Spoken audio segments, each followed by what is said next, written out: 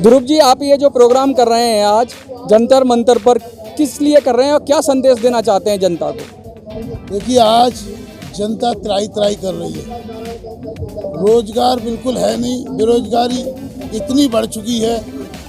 आज के जो डेटा हैं, युवकों की आत्महत्या, पहले हम केवल किसानों की आत्महत्याएं सुनते थे।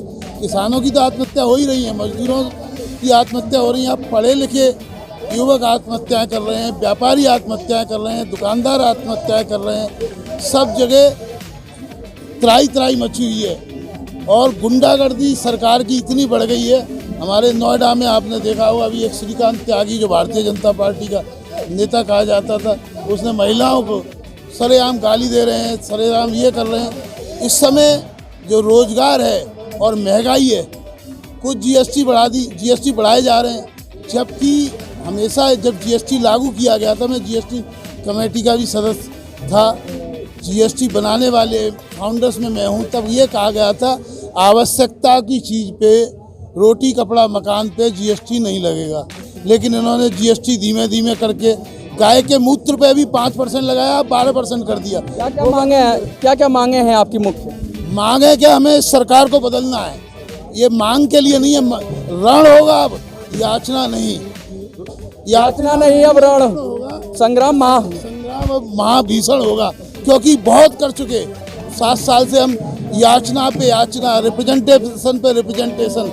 आज जो हमने 300 पॉलिटिकल पार्टियों का संगठन तैयार किया, 1000 एनजीओ को जोड़ा, उसके बाद में अम्बेडकरवादी संस्थाओं को, हरिजनवादी संस्थाओं को, जातिवादी संस्थाओं को, क्षेत्रवादी संस्थाओं को, लिंग भेद वाली संस्थाओं को, महिलाओं को, सबको जोड़ा।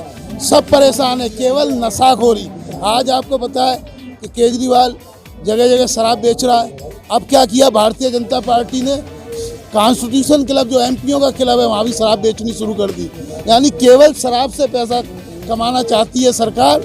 और युवा, जब सरकार को ही पैसा कमाने के लिए शराब बेचनी पड़ रही है, तो युवक क्या करेगा? वो तो भ्रष्टाचार करेगा ही, वो तो डकैती करेगा। जब सरकार कह रही है हमारी मजबूरी है, हमें शराब बेचनी है क्योंकि हमें पैसा चाहिए।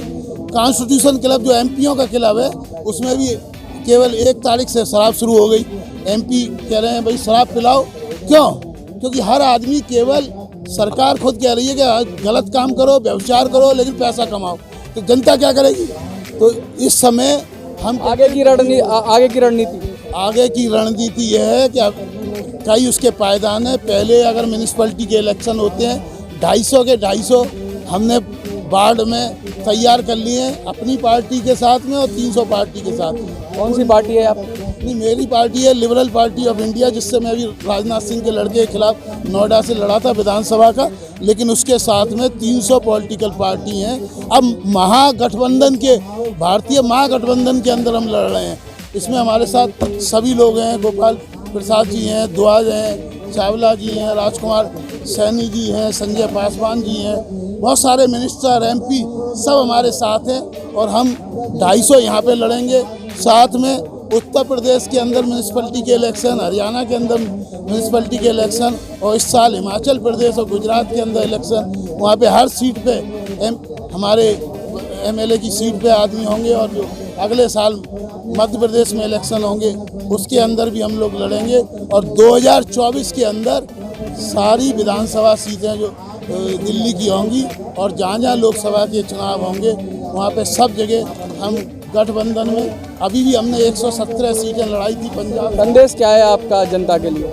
जनता के लिए संदेश ये है कि हम भारत के हर एक नागरिक की आय दुगना कर देंगे। इसका हम पे प्लान है बाकायदा। 21 राज्यों के हमने बजट का अध्ययन किया है। उस बजट के अध्ययन के साथ साथ हम, जो अभी सरकार क्या कर रही है, सरकार केवल टैक्स लेने के लिए सोलर की एनर्जी है, उसको भी नेट मीटरिंग शुरू कर की जगह ग्रॉस मीटरिंग कर दी। केवल इसलिए कि जहाँ भी जनता कुछ करती है, कहते कुछ हैं। मैंने खुद गडकरी जी को रोका।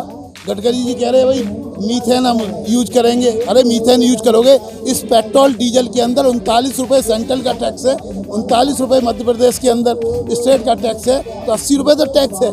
आप हम दूसरा ईंधन यूज करेंगे, उस पर भी टैक्स लगा दोगे। तो आप केवल लोगों को भटका रहे हैं। 2024 का जो अग्निवीर आपने योजना लाई, जिसको कहते हैं नाम ही मतलब अग्निवीर का, नहीं तो हम कर देंगे, तो लोगों ने अग्निपथ कहना शुरू कर दिया। उसके अंदर क्या हो रहा है?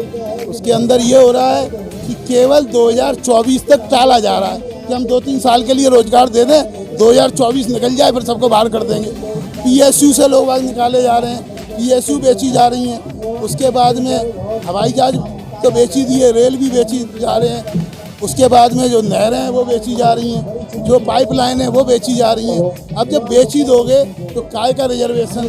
अभी जो है और जगह धरना हो रहे हैं, जातिवादी व्यवस्था के जो जनगणना होनी है उस जनगणना पे भी रोक है। कुल मिला के सिचुएशन आज इसका क्यों है? एक 1975 में आपातकाल लगा था, तो आपातकाल के अंदर बोलने पे जेल थी। आज भी अघोषित आपातकाल है, उस समय भी, लेकिन उस तरह का आपातकाल नहीं है। कम से कम हमें बोलने की आज़ादी तो है। तो ऐसे में हम चुप्पी तोड़ो अभियान, जिसका पर्पज़ है कि हर आदमी चुप्पी तोड़े, अपनी बात कहे। ऐसा नहीं है कि हम कोई सरकार विरोधी हैं या राष्ट्र विरोधी हैं। हमारी पार्टी पिछले 50 साल से अमेरिका के अंदर सीनेट में जो भी भारतीय के खिलाफ प्रस्ताव पारित होता था उसको रोकने के लिए अमेरिका में काम करते थे। NRI लोगों ने सबने ये पार्टी बनाई, हिंदुस्तान का चार्ज मेरे को दिया।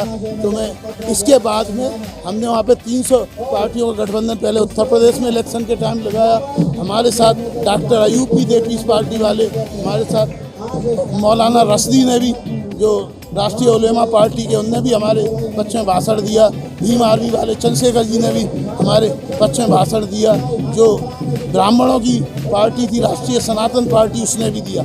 यहाँ पे आके हमने वाल्मीकि समाज ने और सबने पचकुइया रोड पे गढ़वाल भवन के अंदर 50 लोगों की मीटिंग में, 50 पार्टियों की मीटिंग के अंदर हमको उसका अध्यक्ष बनाया। फिर हमने आकाश हॉस्पिटल में राजकुमार सैनी की अध्यक्षता में मीटिंग करी। और आज अभी OBC सम्मेलन परसों किया 7 तारीख को, जिसके अंदर ये बातचीत की गई कि सब लोग मिलके ऐसी चीज़ चाहते हैं। हम कहते हैं सरकार सुनो, अगर नहीं सुनोगे तो जनता आती है और गद्दी हम छीनेंगे।